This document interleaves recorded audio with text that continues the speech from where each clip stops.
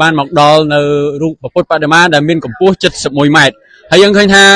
មានអ្នកទស្សនាជាច្រើនដែលបានមកទីនេះដើម្បីនាំអ្នកទាំងអស់គ្នាមកដល់ភ្នំលើកសានគឺជាភ្នំដែលមានទេសភាពស្អាតមែនទែនហើយយើងមើលថារូបព្រះពុទ្ធបដិមាដ៏ធំមួយនៅខាងដៃរបស់ខ្ញុំខាងស្នាមដៃនេះគឺពិតជាធំមែនទែនដែលមានកម្ពស់រហូតដល់71ម៉ែត្រហើយបើសិនជាបងប្អូនបានមកលេងទីនេះគឺពិតជាមានអារម្មណ៍ថាដូចជាឋានសួគ៌នៅក្រោមមេឃបានមកដល់ភ្នំលើកសានហើយគឺមានអារម្មណ៍ថាកាន់តែស្រស់ស្រាយមែនទែនដោយសារតែលើនេះត្រជាក់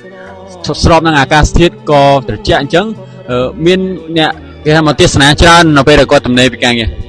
បាទឥឡូវយើងមកដល់ផ្នែកខាងក្រោមគឺមានទន្លេដ៏ធំខាងក្រោមនេះគឺជាទិដ្ឋភាពរូបព្រះពុទ្ធយក្សដែលមានទំហំដ៏ធំកម្ពស់71ម៉ែត្រទីក្រុងលេសានគឺជាទីក្រុងប្រវត្តិសាស្ត្រនិងវប្បធម៌មួយនៅក្នុងខេត្តស៊ីឈួនដែលមានលក្ខណៈពិសេសប្លែកពីគេព្រះពុទ្ធរូបយក្សលេសានជាព្រះពុទ្ធរូបគង់ឆ្លាក់លើថ្មធំជាងគេបំផុតរបស់ពិភពលោក